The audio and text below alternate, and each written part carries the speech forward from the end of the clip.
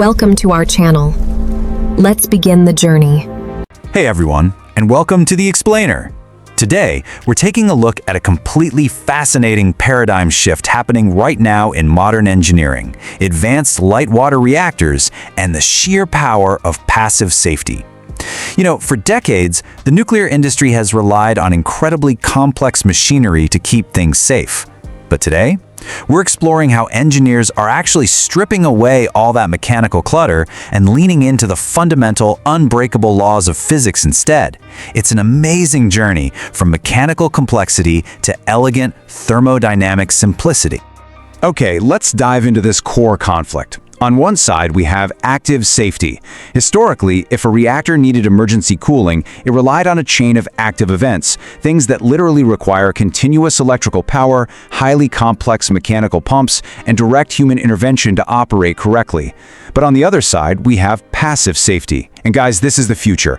This approach requires zero human intervention, zero AC power. It relies entirely on gravity, buoyancy, and natural convection. We're essentially replacing vulnerable machinery with the raw laws of nature. So, here is our roadmap for today's journey. 1. The evolution of reactor safety. 2. The physics of natural circulation. 3. The AP1000 design. 4. The ESBWR design. And 5. Plunging core damage frequencies. Let's start with part 1, the evolution of reactor safety and how we are moving away from mechanical clutter. To really appreciate where we're going with this, we first need to understand why traditional reactor designs, while obviously safe, had some inherent vulnerabilities baked right into their complexity. Traditional emergency core cooling in a boiling water reactor is highly active. It relies on high-pressure injection systems to essentially force-feed water into the core when pressure gets too high. And if that fails, well, it relies on automatic depressurization systems to dial back the core pressure. It's basically a massive system of mechanical safety nets. But relying on these active components means relying on a continuous, uninterrupted supply of electrical power and absolute mechanical perfection during an emergency.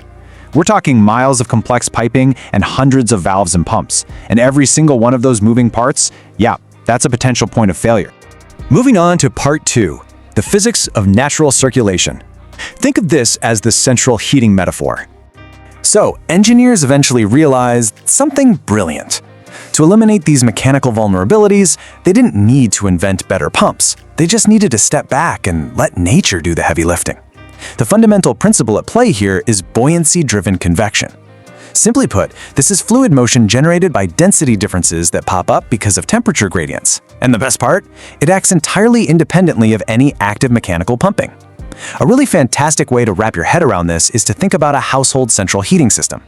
In a passive reactor, the reactor core plays the role of the stove, the heat source, and the steam generators act like your radiators, the heat sinks. As long as you have a heat source at the bottom and a heat sink up at the top, natural circulation is just going to happen automatically. Let's walk through this elegant 4-step cycle. I want you to picture a fierce blue reactor core in your mind, with sweeping cyan and neon green arrows creating a flow of water. Step 1. The core heats the water on contact, which drops its density. Step 2. Because that water is now lighter, it becomes buoyant and naturally flows upward into the steam generators. Step 3. Up in the generators, the primary water cools down as it transfers its heat away.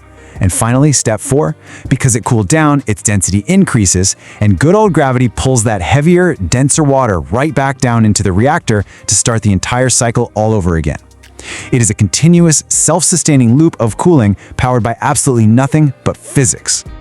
Let's move to part 3 and see how this builds. The AP1000 design, using gravity and gas. Let's see how this physics actually translates into real-world advanced reactor designs, starting with the AP1000, which is an advanced pressurized water reactor designed by Westinghouse. The design specs here perfectly capture the whole philosophy of our explainer today. Quote, the AP1000 relies on the natural forces of gravity, natural circulation, and compressed gases to keep the core and containment from overheating. Just think about what a profound shift that represents, right? In the highly unlikely event of an accident, there's no scrambling to restore AC power, there's no frantic manual opening of valves. The system just naturally uses gravity and compressed gases to passively flood and cool the core. The end result is a beautifully, almost shockingly simplified piece of engineering. Because the AP1000 relies so heavily on natural convection, it requires significantly less piping, fewer valves, and far fewer pumps than any of its predecessors.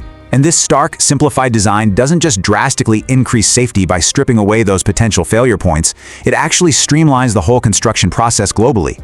It's been so incredibly effective that we've seen combined license applications filed for 14 of these units right here in the US alone. Which brings us to part 4, the ESBWR design, the pump-free reactor. Now, if the AP1000 is a massive step toward passive safety, the economic simplified boiling water reactor, designed by GE-Hitachi, is a radical, purist application of these physics. Now, what's really interesting to note here is the number 0, because 0 represents the exact number of active coolant pumps used in the ESBWR design. That's right, 0, not a single pump. Honestly, the sheer scale of this engineering achievement just cannot be overstated. We are talking about a massive reactor capable of generating roughly 1,600 megawatts of power, and it relies entirely, literally 100%, on natural circulation for its primary coolant flow during normal operation. No pumps are needed to push the water through the core. It uses the exact same buoyancy and gravity principles we discussed a minute ago, just scaled up to an immense industrial city powering level. It is literally natural circulation doing all of the heavy lifting. And finally, part 5, plunging core damage frequencies. So, what does this all mean? What is the ultimate, real-world result of replacing mechanical pumps and active safety systems with gravity and buoyancy? Well, probabilistic risk assessments measure safety using a metric called core damage frequency, or CDF. And this brilliantly illustrates the impact. If we set the risk of current traditional operating plants at a baseline of 100, look at what happens when you introduce passive safety. The AP1000 drops that risk score to just 1. That is 1/100 the core damage frequency of current plants. And the ESBW, because it operates purely on natural circulation with absolutely no pumps, its core damage frequency is less than 1/10 of the AP1000's. The risk curve is literally plunging towards 0. It all leads us to a really powerful conclusion. Simplicity truly is the ultimate sophistication in nuclear safety. By actively choosing to remove complex machinery, by taking away the pumps, the valves, the active injection systems that desperately need power, and instead surrendering to fundamental thermodynamics, engineers have triggered an unprecedented drop in risk. So I want to leave you with this provocative thought as we wrap up today's explainer.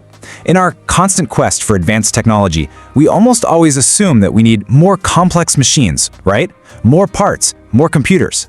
But as the AP1000 and the ESBWR have proven, could returning to the most basic, unbreakable laws of physics actually be the real key to unlocking our safest, most powerful energy future? It's definitely a fascinating question to ponder. Thank you so much for joining me today, and I highly encourage you to keep exploring the brilliant, ever-evolving world of advanced reactors. The view from here is breathtaking. Command, we are in position and ready for the next phase. If you liked the video, subscribe and comment the topic you want next. Thanks for watching, and stay unstoppable.